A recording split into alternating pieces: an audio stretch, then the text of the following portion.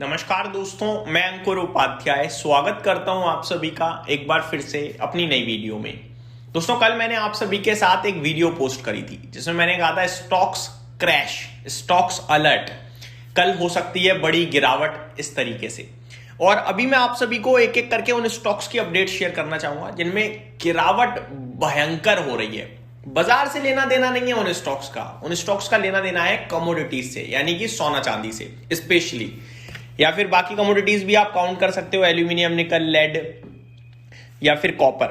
सबसे पहले मैं आपको यही अपडेट देना चाहूंगा, रिकवरी देखने को मिल रही है दोस्तों कमोडिटीज में, और इसको हम बिल्कुल भी रूल आउट नहीं कर सकते हैं। अब अगर मैं नोटिस करूं, नीचे से सोना करीब 7,000 रुपए से ज्यादा संभल गया है। मामूली बात नहीं है दोस्तों। हालांकि हमें दिख अभी भी 6,500 लाल निशान में रहा है, 4.5% गिरा हुआ दिख रहा है, लेकिन नीचे से 7,000 रुपए संभल चुका है। 2 लोअर सर्किट लगे, नीचे वाले लोअर सर्किट से रिवर्सल आया है और 7,000 रुपए संभल गया है। मोर इंपॉर्टेंटली, केवल आज आपका भारतीय बाजार ओपन है, आपके पास ग्लोबल लेवल पे भाव है ही नहीं कि किस भाव पे आप ट्रेड कर सकते हो इस समय, या ट्रेड करवाओ गोल्ड को। तो ये बाइंग और सेलिंग का केवल खेल चल रहा है। वॉलेटिलिटी हाई हो सकती है और ट्रैपिंग के चांसेस ज्यादा हो सकते हैं। दूसरी बात, अगर मैं चांदी की बात करूं तो यहां भी 1.5-2% की रिकवरी आई है, 4,000 रुपए ये भी रिकवर हुआ है।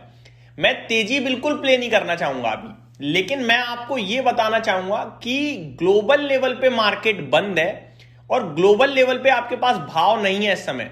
तो ये गोल्ड और सिल्वर एज अ बुलियन या एज अ एसेट ट्रेड नहीं कर रहा है, अभी एज अ स्टॉक बाइंग और सेलिंग में ट्रेड कर रहा है, आप ये मान के चलिए, क्योंकि ग्लोबल लेवल पे आपके पास भाव आ ही नहीं रहा है।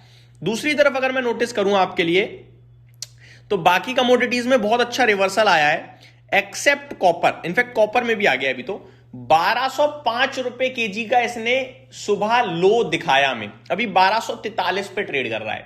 बढ़िया रिकवरी आ गई है भाई साहब। जो कॉपर करीब 8% समथिंग नीचे था, अभी 4% नीचे रह गया है।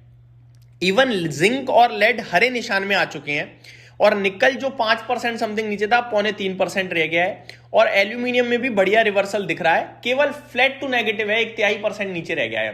तो कमोडिटीज में रिवर्सल बहुत अच्छा आता हुआ दिख रहा है दोस्तों, मैं ये भी आपको बताना चाहूंगा साथ के साथ। वहीं नेचुरल गैस और क्रूड ऑयल में तो हरियाली दिख ही रही है।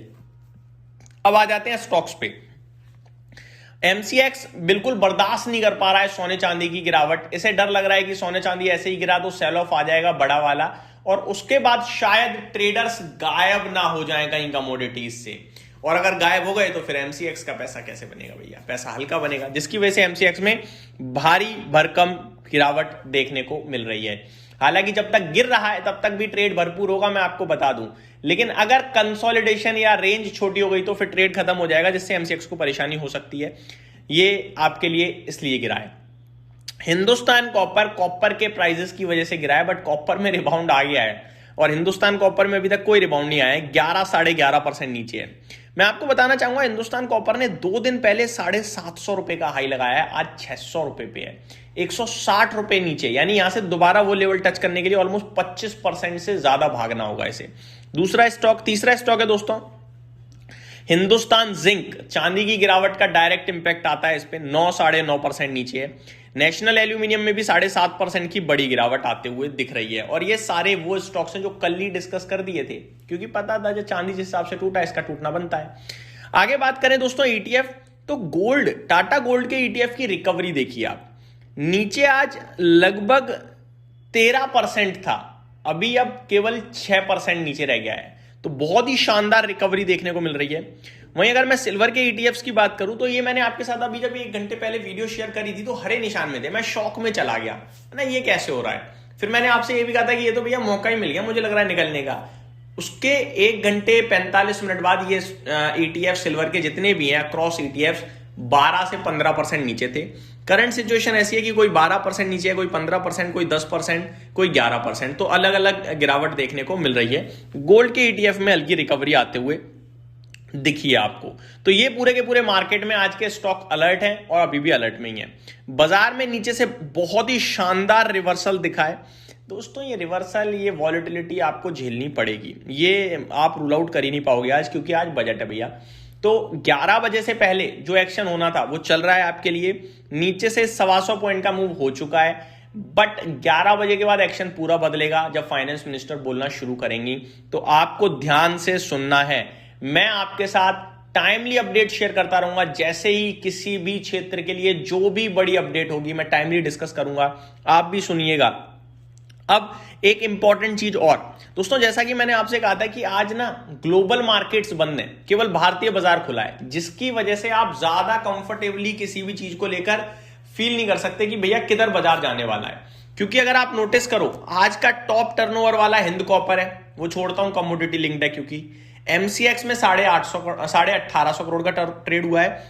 वेदांता फिर कमोडिटी, हिंदुस्तान फिर कमोडिटी, हिंदुस्तान जिंक।